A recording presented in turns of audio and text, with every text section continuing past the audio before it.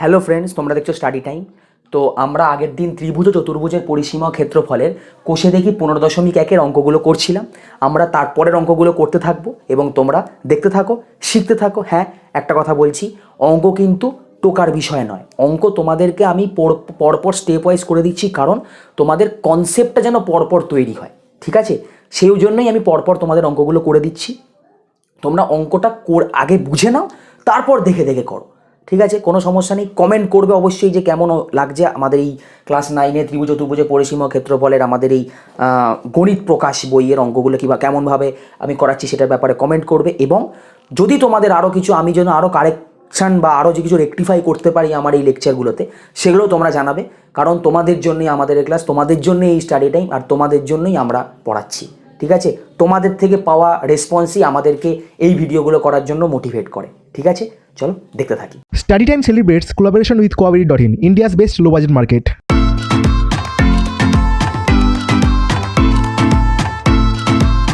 Hey, if you want to buy these watches, you don't need to install any app. Buy it from the links in the description, or you can place your order on call. Lowest price, A1 quality, COD all over India. Easy replacement. Coaberi.in. সাতের অঙ্কটা এবার দেখো।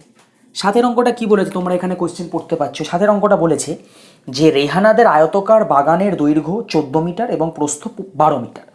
বাগানটির ভিতরের চারিদিকে সমান চওড়া একটি রাস্তা তৈরি করতে প্রতি বর্গ মিটারে 20 টাকা হিসেবে মোট 1380 টাকা খরচ হলে রাস্তাটি কত মিটার চওড়া?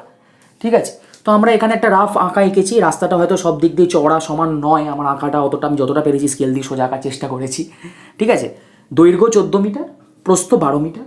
আর এই যে চওড়া রাস্তাটা দেখতে পাচ্ছি, রাস্তাটা হচ্ছে আমি এক্স মিটার ধরেছি। সেটা পরে দেখতে পাবে যে আমি এক্স মিটার ধরেছি কি কেন, এবং এক্স মিটার ধরে কীভাবে আমরা উত্তরে এসেছি সেটাও দেখতে পাবে, ঠিক আছে? এইরকম হচ্ছে আমাদের ডায়াগ্রামটা। তো এই যে নীল আর লাল যে বক্স, নীল আয়তকার ক্ষেত্র আর লাল আয়তকার ক্ষেত্রের মাঝখানের যে এরিয়াটা, এটা হচ্ছে রাস্তাটার এরিয়া। রাস্তাটা এই বরাবর রাস্তাটা গেছে, আর এই পুরোটা হচ্ছে বাগানের দৈর্ঘ্য বলে দিয়েছে। তো দেখো, বাগানের দৈর্ঘ্য 14, এই পুরোটা মানে নীল বর্ডারটা।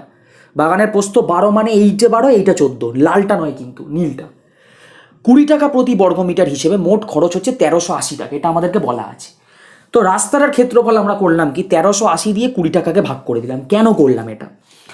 এটার ক্ষেত্রে তোমরা ওই ফলের উদাহরণটা নিয়ে নেবে। ফলের উদাহরণ কীরকম? যদি 10 টাকা করে এক একটা আমার বিক্রি হচ্ছে, ধরো আপেল, 10 টাকা করে প্রতি আপেল হিসেবে যদি মোট আমার 100 টাকা খরচ হয়, তাহলে আমি কী করে বলবো কটা আপেল এনেছি? তাহলে 100 টাকা দিয়ে আমরা এক একটা আপেলের দামকে ভাগ করে দেবো, তাহলে আমরা পেয়ে যাবো কটা আপেল আমরা মানে বাজার থেকে কিনে এনেছি। তাহলে 100 ভাগ 10 মানে 10টা আপেল কিনে এনেছি। ঠিক সেরকমভাবে এই রাস্তাটার যদি 1 বর্গ মিটার করতে 20 টাকা 20 টাকা লাগে আর কি হিসেবে, তাহলে মোট খরচ হচ্ছে 1380। তাহলে 1 বর্গ মিটারের খরচা দিয়ে আমরা যদি ভাগ করে দিই, তাহলে আমাদের ক্ষেত্রফলটা চলে আসবে। তাই আমরা করেছি 20 দিয়ে ভাগ করলাম। এই 2 দিয়ে 138 সরি, এই 2 দিয়ে 138কে যদি আমাদের কাটাকাটি যায়, তাহলে এখান দিয়ে 2 দিয়ে কাটবে, দেখবে 6 দুগুণে 12, 12 পর 13, 1 18, 9 দুগুণে 18, 69। এই 69 বর্গ মিটার আমরা এখানে লিখে দিলাম। এবার দেখো, এবার আমরা কি করেছি, বলেছে রাস্তাটা কত মিটার চওড়া, আমাদের উত্তর জানতে চেয়েছে। তো ওটাকেই আমরা ধরে নিয়েছি যে রাস্তাটি হলো এক্স মিটার চওড়া, ঠিক আছে? এক্স মিটার মানে এদিকেও এক্স মিটার, এদিকেও এক্স মিটার, এদিকেও এক্স মিটার, এদিকেও এক্স মিটার, কারণ বলেছে সমান চওড়া, প্রশ্নে বলা আছে, ঠিক আছে? তো এবার যদি আমার দৈর্ঘ্যের দেখো, এই পুরোটা হচ্ছে আমার নীলটা হচ্ছে বাগানটা, আর লালটা হচ্ছে আমার রাস্তার পর যতটুকু বাগান পড়ে থাকে। তাহলে দেখো, আমি যখন রাস্তাটা তৈরি করে ফেলবো বাগানের ভেতরের দিকের চারিদিকে আর কি, তখন এই দেখো দৈর্ঘ্য বরাবর এক্স মিটার আবার দুদিকে কমছে না? দৈর্ঘ্য বরাবর এদিকেও একবার একটা এক্স মিটার কমছে, এদিকেও একটা এক্স মিটার কমছে। তাহলে মোট এক্স 2x মিটার দৈর্ঘ্য থেকে যদি আমাদের কমিয়ে দিই, তাহলে আমরা ভেতরের যে অংশটুকু রাস্তাটা বাদ দিয়ে পড়ে থাকবো অতটুকু দৈর্ঘ্য পেয়ে যাবো। তাই করেছি। দেখো, রাস্তা বাদে বাগানের দৈর্ঘ্য হচ্ছে 14 - 2x। এই 2xটা হচ্ছে খেয়াল করার বিষয়, কারণ এক্স মিটার যদি একদিকে হয়, অন্যদিকেও এক্স মিটার থাকবে, আর দৈর্ঘ্য কিন্তু দুদিক থেকেই কমে ছোট হচ্ছে ক্ষেত্রটা, ঠিক আছে? রাস্তা বাদে বাগানের প্রস্থ কত ছিল? 12 মিটার। 12 মিটার থেকে আমি 2x বাদ দিলাম, কারণ ওপরেও এক্স নিচেও এক্স, ঠিক আছে? তাহলে এইটা হচ্ছে আমার রাস্তা বাদে বাগানের দৈর্ঘ্য, রাস্তা বাদে বাগানের প্রস্থ। আমরা এবার রাস্তা বাদে বাগানের ক্ষেত্রফলটা বার করবো, মানে এই লাল বর্ডার যে অংশটা আছে তার ভেতরের ক্ষেত্রফলটা আমরা এখান থেকে বার করছি। কি করে বার করছি দেখো, দৈর্ঘ্য প্রস্থকে গুণ করে দিলাম, এককগুলো খেয়াল রাখবে, মিটার, মিটার, বর্গ মিটার। এখানে আমরা এটাকে এক গুণ করেছি, যেরকমভাবে তোমরা বীজগণিতে শিখেছো, 14 দিয়ে 12, 14 দিয়ে 2x, minus 2x, minus 2x দিয়ে 12, মাইনাস 2x দিয়ে মাইনাস 2x। তাহলে এইরকম একটা ফর্ম আছে, সেখান থেকে আমরা পেলাম 4x square minus 52x plus 168। তাও তোমাদেরকে বলবো এই জায়গাটা তোমরা নিজেরা আরেকবার করো। ওকে, চলো এবার এটা হচ্ছে আমার রাস্তা বাদে বাগানের ক্ষেত্রফল, মানে এই লাল অংশটুকুর ক্ষেত্রফল। আমাদের দরকার হচ্ছে রাস্তার ক্ষেত্রফল বার করা, মানে রাস্তার ক্ষেত্রফলটা আমরা কি করে বার করতে পারবো? দেখো, যদি আমরা এই নীল ক্ষেত্রফল অংশটার ক্ষেত্রফল থেকে লাল অংশটার ক্ষেত্রফল বাদ দিয়ে দিই, তাহলে আমাদের এই পাঁচিলের ক্ষেত্রফলটা বেরিয়ে যাবে। এবার তোমাদের মনে প্রশ্ন আসবে, দাদা তুমি তো রাস্তার ক্ষেত্রফলটা বার করেই ফেলেছো 69, তাহলে তুমি কেন এখান থেকে আবার রাস্তার ক্ষেত্রফল বার করতে চাইছো? দেখো আমরা কি করতে চাইছি, মানে আমরা করতে চাইছি প্রথমে আমরা 69 বর্গ মিটার মানে 69 বর্গ মিটার আমরা রাস্তার ক্ষেত্রফল পেয়ে গেছি, কিন্তু আমরা সেক্ষেত্রে রাস্তার আয়তন, রাস্তার চওড়াটা অতটা জানি না। তাই আমরা কি করছি, আমরা রাস্তার চওড়াটা এক্স ধরে তারপর রাস্তাটার ক্ষেত্রফল বার করতে চাইছি। তাহলে রাস্তার ক্ষেত্রফল এক্স ধরে যে ক্ষেত্রফলটা বেরোবে, রাস্তার চওড়া ভাগ মানে চওড়াটা যদি আমরা এক্স ধরে রাস্তার ক্ষেত্রফল যা বেরোবে ওটা নিশ্চয়ই 69-এর সঙ্গে সমান হবে। তাই জন্যই তো 1380 টাকা খরচা হয়েছে। মানে বুঝতে পেরেছো, মানে ক্রস মানে যুক্তির আমরা একবার পেয়ে গেছি 69 বর্গ মিটার, কিন্তু তারপরও আমরা এক্স মিটার চওড়া ধরেও পৌঁছতে চাইছি ওই ক্ষেত্রফলের দিকে। তাহলে কি হবে, ওইটার এই দুটোকে আমরা যদি সমান করে দিই তাহলে আমরা এক্সটা পেয়ে যাব। আমাদের দরকার কিন্তু এক্স, আমরা তাই জন্য এক্স থেকে বর্গ ওই রাস্তাটার ক্ষেত্রফলের দিকে যাচ্ছি। তার জন্য কি করলাম, দেখো বাগানের ক্ষেত্রফলটা বার করে নিলাম।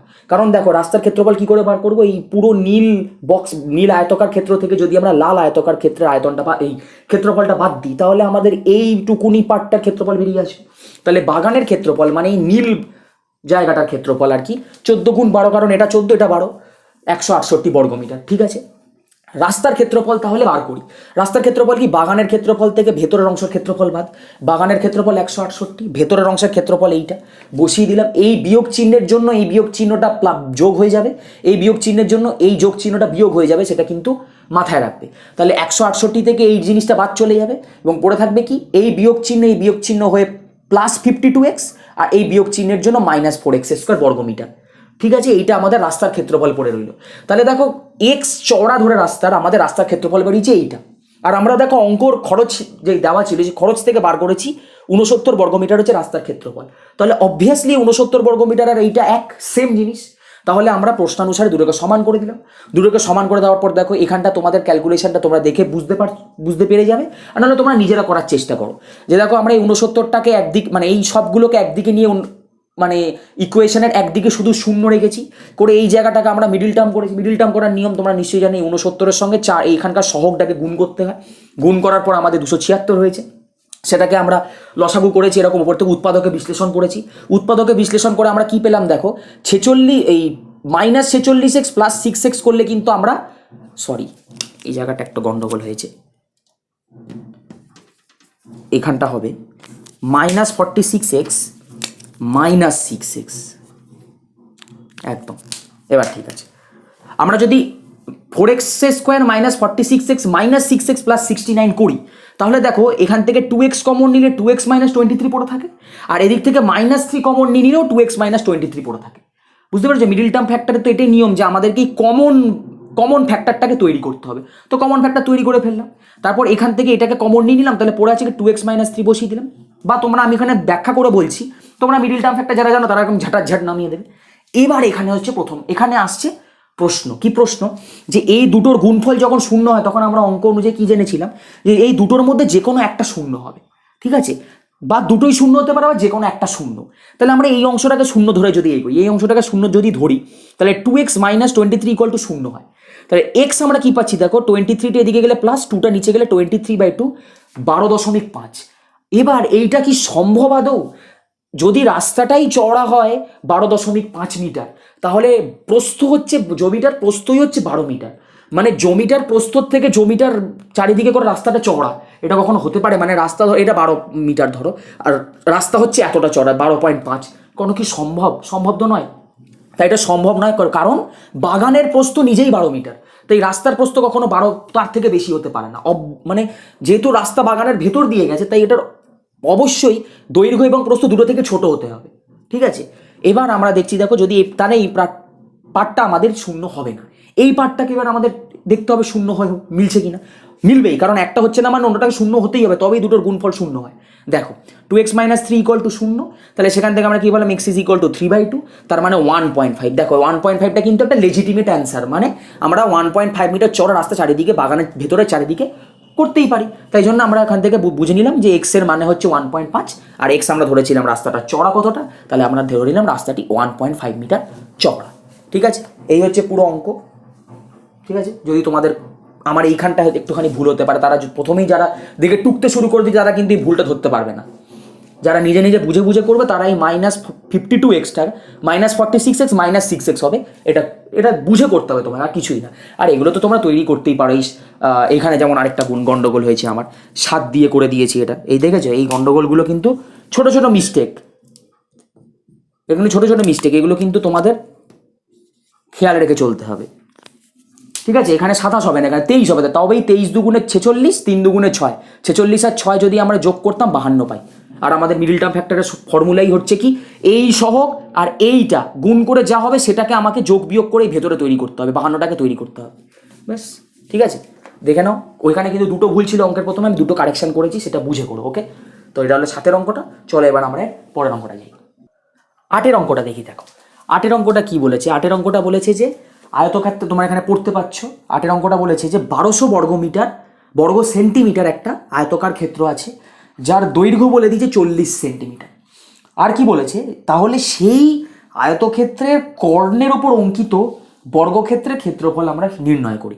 ঠিক আছে, তাহলে আয়তক্ষেত্রাকার জমির দৈর্ঘ্য আমাদের 40, মানে ব্যাপারটা হচ্ছে এইরকম, এটা হচ্ছে সেই লাল অংশটা হচ্ছে লাল আয়তক্ষেত্রটা হচ্ছে সেই আয়তক্ষেত্র, যার ক্ষেত্রফল হচ্ছে 1200 বর্গ সেন্টিমিটার এবং জমির দৈর্ঘ্য হচ্ছে 40 সেন্টিমিটার। ঠিক আছে, এবার কি আয়তক্ষেত্রাকার জমির প্রস্থ আমাদেরকে বার করতে হবে, তবেই না আমরা এই কর্ণটাকে বার করতে পারবো। এবার কর্ণের জন্য আমরা কি জানি, আয়তক্ষেত্রাকার জমির কর্ণের দৈর্ঘ্য বার করতে গেলে কি লাগে, আমরা জানি যে আয়তক্ষেত্রাকার এই যে এইটা হচ্ছে একটা সমকোণী ত্রিভুজ, আর সমকোণী ত্রিভুজের ক্ষেত্রে লাগে কি, পিথাগোরাস থিওরেম বা পাইথাগোরাস থিওরেম। পিথাগোরাস থিওরেম কি বলে, যে লম্ব স্কোয়ার যোগ ভূমি স্কোয়ার এর রুট ওভার করলে আমরা অতিভুজের স্কোয়ার পাই। তার মানে কি, আমি সেখানে যখন তোমাদেরকে আয়তক্ষেত্রের কর্ণের দৈর্ঘ্য বার করা বোঝাচ্ছিলাম, সেই ভিডিওতে দেখবে আমি বলে দিয়েছিলাম যে দৈর্ঘ্যর স্কোয়ার আর প্রস্থর স্কোয়ার যোগ করে যদি রুট ওভার করি তাহলে আমরা এই কর্ণের দৈর্ঘ্য পাই, তার স্কোয়ার রুট করলে আমরা কি পাই, কর্ণের দৈর্ঘ্য। তো কর্ণের দৈর্ঘ্যের জন্য আমাদের যে 40 সেমি আছে, সেই 40 সেমি তো আমাদের হাতে দেওয়া আছে, কিন্তু তার জন্য কর্ণের দৈর্ঘ্যের জন্য আমাদের প্রস্থর দৈর্ঘ্য, প্রস্থটাও দরকার, প্রস্থ কতটা, তাহলে তার জন্য আমাদের কি করতে হবে, আমরা কি করলাম, দেখো ক্ষেত্রফল থেকে প্রস্থটাকে এই দৈর্ঘ্যটাকে ভাগ দিয়ে দিলাম। এবার কেন আমরা ক্ষেত্রফল থেকে দৈর্ঘ্যকে ভাগ দিলাম, কারণ আমরা জানি আয়তক্ষেত্রের ক্ষেত্রফল মানে দৈর্ঘ্য গুণ প্রস্থ, আমাদের দেওয়া আছে দৈর্ঘ্য, তাহলে প্রস্থ বার করবো কি করে, আয়তক্ষেত্রের যে ক্ষেত্রফল আছে তার থেকে আমরা দৈর্ঘ্যটাকে যদি ভাগ দিয়ে দিই, যেটা পড়ে থাকবে সেটা হবে প্রস্থ। তাহলে আমরা তাই করেছি, 1200 থেকে 40 ভাগ দিয়ে দিয়েছি, পড়ে আছে দেখো 30 সেন্টিমিটার। 30 সেন্টিমিটার হচ্ছে এই আয়তক্ষেত্রাকার জমির বলতে পারো, বা আয়তক্ষেত্র জমি ছিল, হ্যাঁ আয়তক্ষেত্রাকার জমির দৈর্ঘ্য 40 সেমি, ঠিক আছে কোনো সমস্যা নেই, যে আয়তক্ষেত্রাকার জমির দৈর্ঘ্য, তার মানে আমরা মানে আমাদের হাতে দেওয়া ছিল, আর প্রস্থ আমরা পেয়ে গেলাম 30, তার মানে কোনটা 30 বলো তো, এই যে এই জিনিসটা হচ্ছে 30 সেমি, এককগুলো কিন্তু খেয়াল রাখবে, ঠিক আছে 30 সেমি। ওকে, এবার আয়তক্ষেত্রাকার জমির কর্ণের দৈর্ঘ্যটা আমাদের বার করতে হবে, যদি আমরা কর্ণের দৈর্ঘ্য না বার করতে পারি তাহলে তো আমরা এই বর্গক্ষেত্র, যেটা কর্ণের ওপর অঙ্কিত বর্গক্ষেত্র বলা আছে, সেই কর্ণের ওপর অঙ্কিত বর্গক্ষেত্রের একটা বাহু তো হচ্ছে কর্ণের দৈর্ঘ্য, তাহলে আমরা কর্ণের দৈর্ঘ্য বার করব, কর্ণের দৈর্ঘ্য বার করলে আমরা এই বর্গক্ষেত্রের একটা বাহু পেয়ে যাব, একটা বাহু পেয়ে গেলে সেখান থেকে আমরা বাহু দৈর্ঘ্যের স্কোয়ার করে দিলে ক্ষেত্রফল পেয়ে যাবো, বর্গক্ষেত্রের যে ক্ষেত্রফলটা। দেখো এটাই করেছি, আয়তক্ষেত্রাকার কর্ণের দৈর্ঘ্য ছিল, এই কর্ণের দৈর্ঘ্য আমরা বার করেছি √ 40 স্কোয়ার প্লাস 30 স্কোয়ার, কেন 40 হচ্ছে দৈর্ঘ্য আর 30 হচ্ছে প্রস্থ, তার মানে দৈর্ঘ্য স্কোয়ার প্লাস প্রস্থ স্কোয়ার, তার স্কোয়ার রুট করে যে অ্যান্সারটা বেরোবে সেটাই হবে আমাদের কর্ণের দৈর্ঘ্য। 1600 যোগ 900 2500, সেখান থেকে আমরা পেয়েছি 50 সেন্টিমিটার হচ্ছে এই যে এই কর্ণের দৈর্ঘ্য। ঠিক আছে, এবার বর্গক্ষেত্রের বাহুর দৈর্ঘ্য তার মানে 50 সেমি, কেন 50 সেমি, কারণ প্রশ্নে দেখবে এখানে বলা আছে যে আয়তক্ষেত্রের কর্ণের ওপর অঙ্কিত বর্গক্ষেত্র, তাহলে আয়তক্ষেত্রের কর্ণের ওপর অঙ্কিত বর্গক্ষেত্রের তো একটা বাহু তো আয়তক্ষেত্রের কর্ণটাই, তাহলে আয়তক্ষেত্রের কর্ণ যেটা হবে সেটাই বর্গক্ষেত্রের বাহুর দৈর্ঘ্য হয়ে গেল, বাহুর দৈর্ঘ্য পেয়ে গেছি, বর্গক্ষেত্রাকার ক্ষেত্রের ক্ষেত্রফল তার মানে কত হবে, বাহুর দৈর্ঘ্য গুণ বাহুর দৈর্ঘ্য 2500 বর্গ সেন্টিমিটার, এককটা কিন্তু খেয়াল রাখবে 2500 বর্গ সেন্টিমিটার, কারণ ক্ষেত্রফল জানতে চেয়েছে। ঠিক আছে, তাহলে এটা হচ্ছে তোমাদের 8এর অঙ্কটা। এবার আমরা যাবো পরের অঙ্কটায়, 9এর অঙ্কটা। দেখো এই 9 অঙ্কটা হচ্ছে একটা মানে মারাত্মক রকমের অঙ্ক আর কি। মানে আইডিয়া ঠিকমতোভাবে ক্লিয়ার না হলে এই অঙ্কগুলো করা খুব মুশকিল। এবং যে রকমের আমাদের সরকার বই তৈরি করেছে, উদাহরণে সেরকম কোনো ছাপ নেই অঙ্কগুলো কীরকমভাবে করতে হবে, এই অঙ্কগুলোর অ্যাপ্রোচ কীরকম হবে সেগুলো তো কিছু বলে দেওয়া নেই। ডিরেক্ট অঙ্ক দিয়ে দিয়েছে, নাও করে নাও, নিয়ে পাস করে যাও আর কি। মানে ব্যাপারটা হচ্ছে কি, তোমাকে বুঝিয়ে দিচ্ছি, এবার নিজের দমে করে নাও, বাকি সব এবার কার ওপর পড়ে যায়, তোমাদের ওপর। কনসেপ্ট ক্লিয়ার ঠিকঠাকভাবে না করলে করতে পারবে না, ঠিক আছে? সো আমি তোমাদেরকে যতটা সহজ, যতটা সিম্পলিফাইভাবে বোঝানো যায় চেষ্টা করছি। তো ঘরটা আমি আঁকার চেষ্টা করেছি একটু 3D মতন। মানে ঘর তো সবসময় তো 3D হয়। 3D মানে যার দৈর্ঘ্য, প্রস্থ এবং উচ্চতা আছে। এখানে কি বলেছে অঙ্কটা তোমরা এখানে পড়তে পারবে, দেখো। হলঘরের দৈর্ঘ্য 4 মিটার, প্রস্থ 6 মিটার, উচ্চতা 4 মিটার। এটা পুরোপুরিভাবে একটা ভুল কথা, কারণ কোনো ঘরের দৈর্ঘ্য কখনো 4 মিটার হতে পারে না। সবসময় আমরা জানি যে দৈর্ঘ্য প্রস্থের থেকে বড় হয়। মানে প্রথমত অঙ্কের প্রিন্টিংই ভুল। দৈর্ঘ্য কখনো 4 মিটার হতে পারে না। দৈর্ঘ্য হচ্ছে 4 মানে 6 মিটার, প্রস্থ 4 মিটার এবং উচ্চতা 4 মিটার। তাই জন্য দেখো, দৈর্ঘ্য 6 মিটার, প্রস্থ 4 মিটার এবং উচ্চতা 4 মিটার। আমি একদম ছবিতে দেখিয়ে দিয়েছি, ঠিক আছে? এবার প্রশ্নতে বলেছে, দেখবে যে ঘরটিতে 3টি দরজা আছে, প্রত্যেকটি 1.5 মিটার ইন্টু 1 মিটার। এটা মানে কি, দরজাগুলোর দৈর্ঘ্য প্রস্থ দিয়ে ক্ষেত্রফল দিয়ে দিয়েছে। এই যে আমি এখানে লিখেছি যে একটি দরজার ক্ষেত্রফল 1.5 ইন্টু 1। এটা কিন্তু অঙ্কের মধ্যে আগে লিখবে না, আমি দেখানোর জন্য বলছি যে রিপ্রেজেন্টেশনটা কীরকম তোমরা কোশ্চেনে দেখতে পাবে। এইরকমভাবে রিপ্রেজেন্টেশনটা করা আছে, 1.5 মিটার ইন্টু 1 মিটার। আদপে হচ্ছে কি, ওটা ওই দরজাটার ক্ষেত্রফলটা দেওয়া আছে, যার দৈর্ঘ্য হচ্ছে 1.5 মিটার আর প্রস্থ হচ্ছে 1 মিটার। ওই জন্য ওই 1.5 ইন্টু 1 করে দেওয়া আছে। মানে ওই রকম সাইজের দরজাটা আছে, ওই রকম দৈর্ঘ্য এবং ওই রকম প্রস্থওয়ালা মানে ওই রকম দৈর্ঘ্য আর ওরকম প্রস্থওয়ালা দরজা, তার মানে ওই রকম ক্ষেত্রফলওয়ালা দরজা আছে 3টে। জানলা কি বলেছে, জানলা বলেছে দেখবে দৈর্ঘ্য 1.2, মানে দৈর্ঘ্য 1.2 ইন্টু 1 মিটার হচ্ছে প্রস্থ যেটার। মানে ওই রকম জানলা 1.2 মিটার হচ্ছে যার দৈর্ঘ্য এবং 1 মিটার হচ্ছে যার প্রস্থ। ওই রকম ক্ষেত্রফলওয়ালা জানলা আছে 4টে। তো বলেছে যে ঘরটির 4 দেয়ালে প্রতি বর্গ মিটারে যদি 70 টাকা হিসেবে রঙিন কাগজ দিয়ে ঢাকি, তাহলে আমাদের কত খরচ পড়বে। তো তার জন্য আমার কি দরকার, তার জন্য আমার দরকার ঘরের দেয়ালের ক্ষেত্রফল। তো ঘরের দেয়ালের ক্ষেত্রফল দিলেই কি কাগজ ঢাকা হয়ে যাবে সেই দেয়ালগুলো, মানে দেয়ালে? তাহলেই হয়ে যাবে কি? না, হবে না। তার কারণ কি, দেখো, ঘরের দেয়ালের মধ্যেই কিন্তু দরজাও থাকে, জানলাও থাকে। যেমন এই যে আমি এই ঘরটা আঁকার চেষ্টা করেছি, দেখবে এই যে নিচের যে অংশটুকু সেটা তো মেঝে, আর এই ওপরের অংশটুকু হচ্ছে ছাদ। তো জানলা এবং দরজা ছাদে কিংবা মেঝেতে হয় না। তো ক্ষেত্রফল আমাদের নিচে ওপরে জানারও দরকার নেই, কারণ অঙ্কেও বলে দিয়েছে যে দেয়ালে লাগাবো। আমাকে বলেনি যে সিলিংয়ে লাগাবো বা ফ্লোরে বা মেঝেতে লাগাবো, কিছু বলেনি। সো আমাদের ওই দুটো বাদ দিয়ে দিতে হবে। আমাদের দেখতে হবে কি, 4টে দেয়াল। 4টে দেয়াল মানে এই দেয়ালটা, এই দেয়ালটা, এই বাঁ দিকের দেয়াল, এই সামনের দেয়ালটা। একটা ঘর কল্পনা করে না, ঘরের ভিতরে যে 4টে দেয়াল থাকে, সেই 4টে দেয়ালে আমাকে লাগাতে হবে কাগজ। বাট কাগজ কি আমি জানলা দরজায় লাগাতে পারবো, রঙিন কাগজ?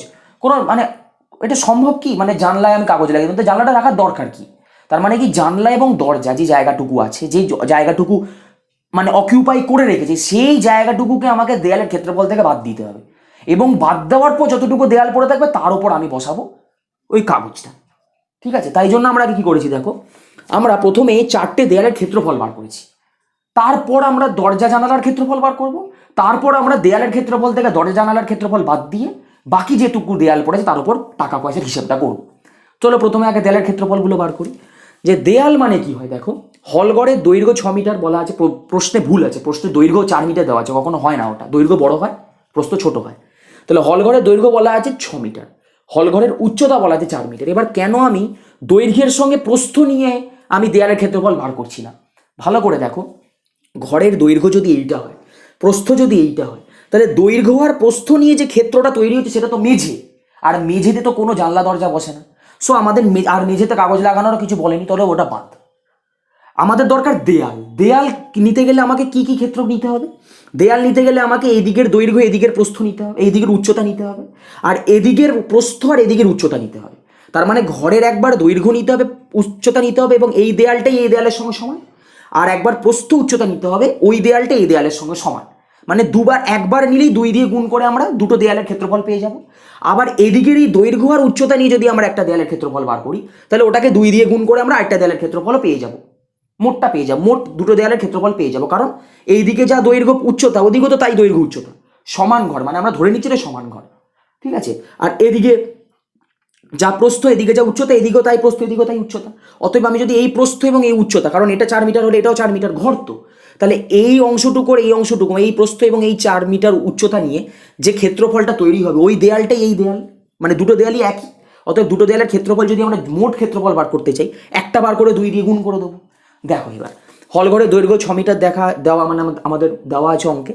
হলঘরের উচ্চতা যে 4 মিটার, তাহলে দৈর্ঘ্য আর ওই উচ্চতা নিয়ে আমাদের যে দেয়ালটা তৈরি হলো, সেই দেয়ালটা এবং একই রকম দেখতে একটা দেওয়াল আছে, তাই ওই দুটো দেয়ালের মোট ক্ষেত্রফল আমরা এখানে বার করছি। দেখো হলঘরের 2 দেয়ালের ক্ষেত্রফল মোট, দেখো 6x4, এই 6x4টা হচ্ছে কি বলতো, এই একটা দেয়ালের ক্ষেত্রফল, এবং তার সঙ্গে আরও 2 গুণ করেছি। এই 2টা কেন গুণ করেছি তার কারণটা আমি মুখে বলছি, কিন্তু লিখিনি।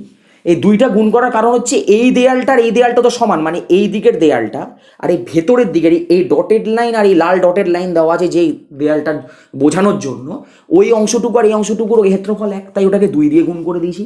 তাহলে এই টোটাল ক্ষেত্রফলটা পেয়ে যাবে এই দুটো দেয়ালের, মানে সাইডের দুটো দেয়ালের পেয়ে যাবো আমরা ক্ষেত্রফল। মোট আমরা কি পেলাম দেখো, 48 বর্গমিটার। ঠিক আছে, এবার আমাদের দরকার এই সাইডের দুটো, এই সাইডের দুটো পেয়ে গেছি। এবার আমাদের ওই দিকের আর এই দিকের দুটোর ক্ষেত্রফল, মোট ক্ষেত্রফল দরকার। তারপর আমরা সবকটাকে যোগ করে দিই, 4 দেয়ালের ক্ষেত্রফল পেয়ে যাব। দেখো তাহলে হলঘরের প্রস্থ 4 মিটার, হলঘরের উচ্চতা হচ্ছে 4 মিটার, তার মানে কি হলঘরের বাকি 2 দেয়ালের ক্ষেত্রফল কি করে বার করব, একদিকেরটা বার করে 2 দিয়ে গুণ করে দিই। দেখো এটা যদি 4 মিটার হয়, তার মানে নিশ্চয়ই এইটুকুনিটাও 4 মিটার, কারণ এটাও তো প্রস্থ। তাহলে এই 4 মিটার এই 4 মিটার গুণ করে হবে 16, এবং যেহেতু দুটো দেয়াল আছে এরকম, তাই 16 গুণ 2 32 বর্গমিটার। ঠিক আছে, এটা হয়ে গেল আমাদের এই দিকের দেয়াল আর ওই দিকের দেয়ালের ক্ষেত্রফলের সমষ্টি। হলঘরের 4 দেয়ালের তাহলে মোট ক্ষেত্রফল কি হবে, এই দিকের দুটো, এই সাইড আর ওই সাইডে, মানে এই বাঁ দিকের আর এই ডান দিকের দেয়াল দুটোর ক্ষেত্রফলের যোগফল হচ্ছে 48। আর এই মানে আমাদের দিক থেকে ওই দিকে আছে, ওই দিকের ওই দেয়ালটার এই দিকের দেয়ালটা, এই দুটো দেয়ালের ক্ষেত্রফল হচ্ছে যোগফল 32। দুটোকে যোগ করে আমরা পেলাম 80 বর্গমিটার। তাহলে 80 বর্গমিটার হচ্ছে 4 দেয়ালের মোট ক্ষেত্রফল। আমি কিন্তু এখনো মানে এটাকে পুরোটাই দেয়াল ধরেছি, এখন আমরা দরজা জানলার জন্য আলাদা করিনি। এবার আমরা করবো, দেখো একটি দরজার ক্ষেত্রফল 1.5 মিটার ইন্টু 1 মিটার দেওয়া আছে। আমি আগেই বলেছি ওটা মানে হচ্ছে দরজাটার ডাইমেনশন দেওয়া আছে, মানে কি দরজাটার দৈর্ঘ্য গুণ প্রস্থ এরকম ফর্মে লেখা হয়। সাধারণত এইরকম ফর্মেই দৈর্ঘ্য প্রস্থকে মানে ডিনোট করা হয় আর কি, যে দৈর্ঘ্য গুণ প্রস্থ। তাতে কি হয়, মানে যে যারা ইঞ্জিনিয়ার তাদের কাছে দৈর্ঘ্যটারও মাপ, মানে তারা দৈর্ঘ্যটাও বুঝতে পারবে, প্রস্থটাও বুঝতে পারবে, ক্ষেত্রফলটাও এই দুটোকে গুণ করে বার করে ফেলতে পারবে। ঠিক আছে, তো একটি দরজার ক্ষেত্রফল কি 1.5 ইন্টু 1 বর্গমিটার। 3টি দরজা কি হবে, একটা যদি 1.5 ইন্টু 1, মানে আদপে এটা 1.5 বর্গমিটার, তার সঙ্গে 3 গুণ করে কত হবে 4.5 বর্গমিটার। এটা হচ্ছে 3টে দরজার ক্ষেত্রফলের মোট ক্ষেত্রফল, 3টে দরজার মোট ক্ষেত্রফল পেয়ে গেছি। একটি জানালার ক্ষেত্রফল কত দেওয়া আছে, 1.2 মিটার ইন্টু 1 মিটার, মানে এক একটা জানালার দৈর্ঘ্য 1.2, প্রস্থ 1। তাহলে 1 আর 1.2কে গুণ করলে আমরা এক একটা দরজা, এক একটা জানালার ক্ষেত্রফল পেয়ে গেলাম কত, 1.2 ইন্টু 1 বর্গমিটার। এবার 1.2 এর সঙ্গে এই 1 এর সঙ্গে যাই গুণ করো না কেন সেই সংখ্যাটাই হবে। তো 1.2 ইন্টু 1 মানে 1.2 বর্গমিটারই। বলা আছে 4টে জানালা, তার মানে 4 ইন্টু 1.2, সেখান থেকে আমরা 4.8 বর্গমিটার, মানে 4.5 বর্গমিটার হচ্ছে 3টে দরজার মোট ক্ষেত্রফল, 4.8 বর্গমিটার হচ্ছে 4টে জানালার মোট ক্ষেত্রফল। এবার আমাদেরকে এই দেয়ালের ক্ষেত্রফল থেকে এই জানালার দরজার ক্ষেত্রফলটা বাদ দিতে হবে। কি করি দেখো, দরজা জানালাগুলির মিলিত ক্ষেত্রফল, আমরা দরজা জানালার ক্ষেত্রফলগুলো প্রথমে যোগ করে নিলাম। যোগ করে নিলে কি হবে, মোট ক্ষেত্রফলটা পেয়ে যাবো, যে দরজা কতটা জায়গা জুড়ে আছে আর জানালা কতটা জায়গা জুড়ে আছে। দুটোকে যোগ করলাম, পেলাম কত দেখো 9.3 বর্গমিটার। এটা হচ্ছে দরজা জানালার মোট ক্ষেত্রফল। এবার আমাদের হাতে আছে মোট 4 দেয়ালের ক্ষেত্রফল, আমরা পেয়ে গেছি জানালা দরজার মোট ক্ষেত্রফল। আমরা ওখান থেকে খালি জানালা দরজার ক্ষেত্রফলটা বাদ দিয়ে দেবো, তাহলে আমাদের শুধু দেয়ালটা পড়ে থাকবে, যেখানে জানালা দরজার লাগাইনি, মানে জানালা দরজা লাগানোর পর যে জায়গাটুকু পড়ে আছে দেয়ালে ওইটা পড়ে থাকবে। তাই করলাম, দরজা জানালা বাদে 4 দেয়ালের মোট ক্ষেত্রফল হচ্ছে 80 থেকে আমরা জানালার দরজার মোট ক্ষেত্রফলটা বাদ দিয়ে দিলাম, সেখান থেকে আমরা পেলাম দেখো 70.7 বর্গমিটার। এইটা হচ্ছে আমাদের শুধু দেয়াল আছে সেটার ক্ষেত্রফল। এবার আমাদের কি বলেছে, প্রতি বর্গমিটার 70 টাকা হিসেবে পুরো দেয়ালে আমি রঙিন কাগজ থাকবো। তাহলে 1 বর্গমিটারে যদি 70 টাকা হয়, তাহলে এত বর্গমিটারে কত হবে, 70 গুণ 70.7 গুণ করে দাও, দেখবে আসবে 4949 টাকা। ঠিক আছে, এখান থেকে আমি এটাকে সেপারেট করে দিলাম, তোমাদের গুলিয়ে যেতে পারে, মানে এইরকমভাবে এসে তারপর এরকমভাবে অঙ্কটা গেছে। ঠিক আছে, 4949 উত্তর তো, হ্যাঁ একদম ঠিক আছে। এইটা হচ্ছে 9-এর অঙ্কটা, মানে মানে অঙ্কটা তো খুবই ভালো অঙ্ক, খুবই ভালো অঙ্ক, অঙ্ক খারাপ বলছি না, কিন্তু অঙ্কটা করানোর মতো আইডিয়াটা কিন্তু উদাহরণ মানে বা কোনো রকম কোষে দেখি, যে এটা তো কোষে দেখি, তার ভেতরে যে নিজে করির মধ্যে দেওয়া নেই এবং কিভাবে এগুলো ট্যাকেল করবে এগুলো দেওয়া নেই, কেন কি জানি বুঝতে মানে ঠিক আছে, যা হয়ে গেছে হয়ে গেছে, আমাদের তো এটা নিয়ে এগোতে হবে, এটা নিয়ে আমাদেরকে নাম্বার করতে হবে, এটা নিয়ে আমাদের জীবনে এগিয়ে যেতে হবে।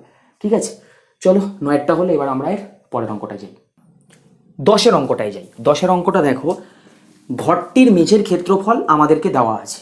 প্রশ্নটা তোমরা এখানে দেখতে পাচ্ছ, ঘরের মেঝের ক্ষেত্রফল দেওয়া আছে, ঘরের 4 দেয়ালের ক্ষেত্রফল দেওয়া আছে এবং ঘরের দৈর্ঘ্য দেওয়া আছে। বলেছে ঘরটির উচ্চতা হিসাব করে লিখি।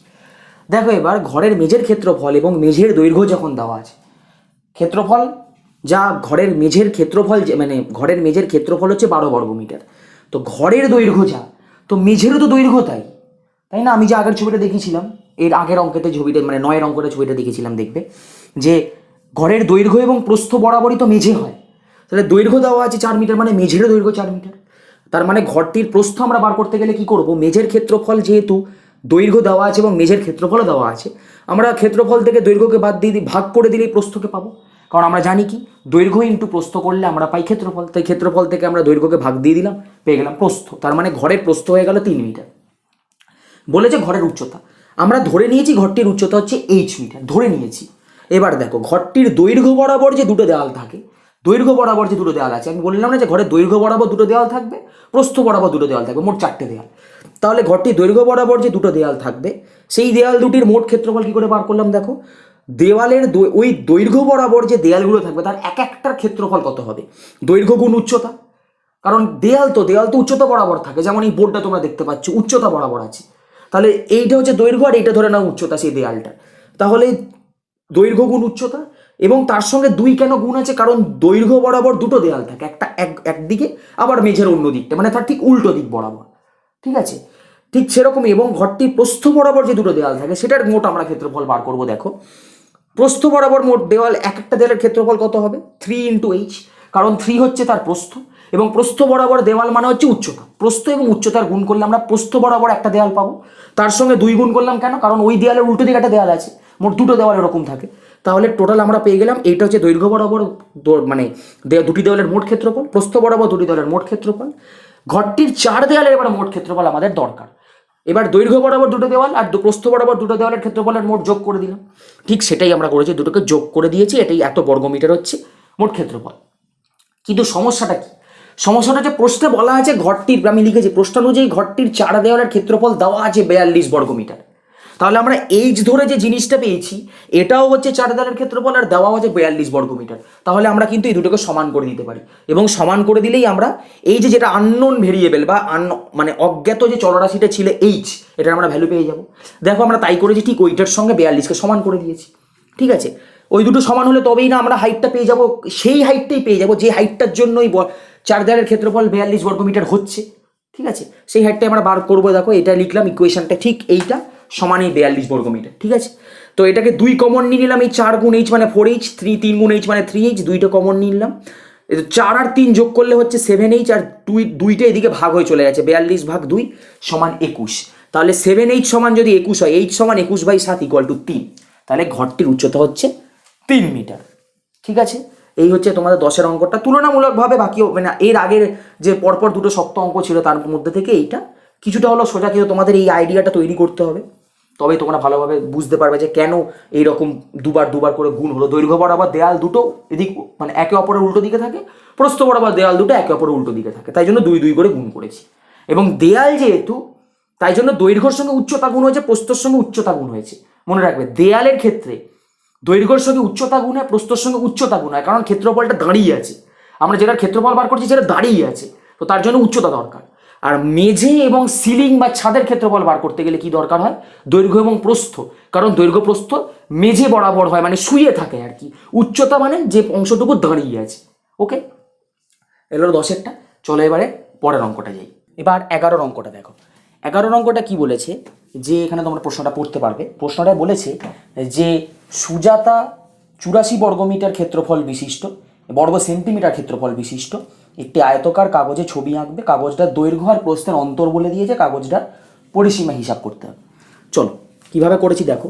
প্রথমেই আমরা জানি যে যেহেতু দৈর্ঘ্য আর প্রস্থের মধ্যে প্রস্থ ছোট হয়, দৈর্ঘ্য বড় হয়, এটা আমরা প্রথমেই জেনেছি। তাই জন্য আমি ছোটটাকে ধরে নিয়েছি x সেন্টিমিটার।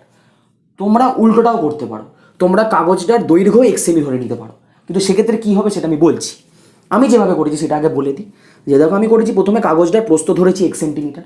এবার আমি জানি যে কাগজটার দৈর্ঘ্য আর প্রস্থের অন্তর যেহেতু 5 সেন্টিমিটার, তাহলে যদি প্রস্থ হয় এক্স, দৈর্ঘ্য হবে তার থেকে 5 বেশি। ওই জন্য কাগজটার দৈর্ঘ্য তখন হয়ে গেছে এক্স যোগ 5। ঠিক আছে, এক্ষেত্রে তুমি যদি কাগজটার দৈর্ঘ্য ধরতে 1 সেন্টিমিটার, সেক্ষেত্রে কিন্তু দেখো তোমাকে প্রস্থ করতে হতো x-5, কারণ দৈর্ঘ্য বড় হয় প্রস্থ ছোট হয়। তো দুটোর মধ্যে অন্তর যদি তোমাকে বলে দেওয়া থাকে, তাহলে তোমাকে বড় থেকে ওই অন্তরটা বাদ দিলে ছোটটা পাবে। আর আমি যেহেতু ছোটটা প্রথমে ধরে নিয়েছি এক্স, তাই বড়টা পাওয়ার জন্য আমাকে অন্তরটাকে যোগ করতে হচ্ছে।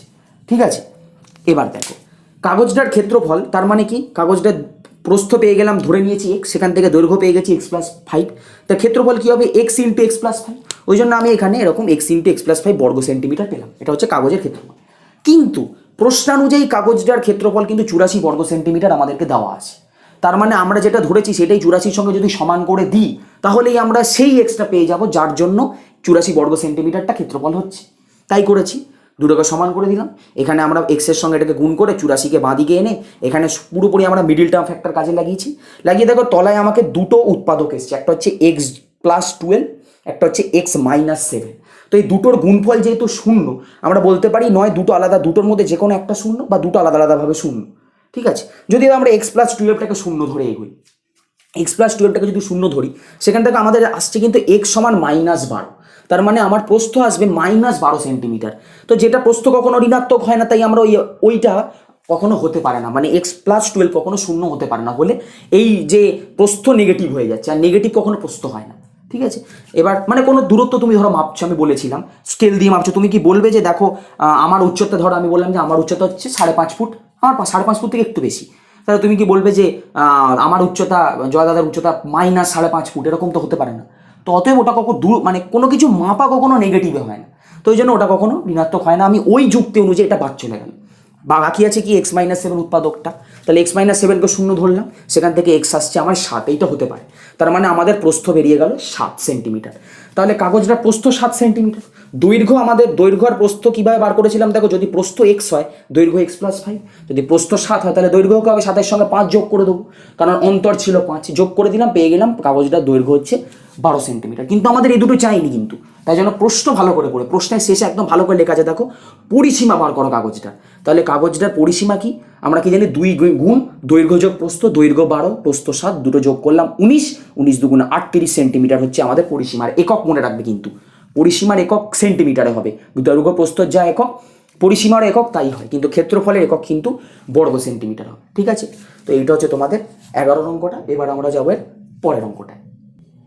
12 অঙ্কটা দেখো, 12 অঙ্কটা এখানে প্রশ্ন আছে, পড়তে পারবে। দেখো কি আছে, যে সিরাজদের বর্গাকার বাগানের বাইরের চারিদিকে 2.5 মিটার চওড়া একটা রাস্তা আছে, রাস্তাটার ক্ষেত্রফল বলে দেওয়া আছে, তারপর বলে দেওয়া আছে বাগানটির ক্ষেত্রফল এবং তার কর্ণের দৈর্ঘ্য হিসাব করে আমরা লিখি, এবং √2 এর ভ্যালুটা দেওয়া আছে।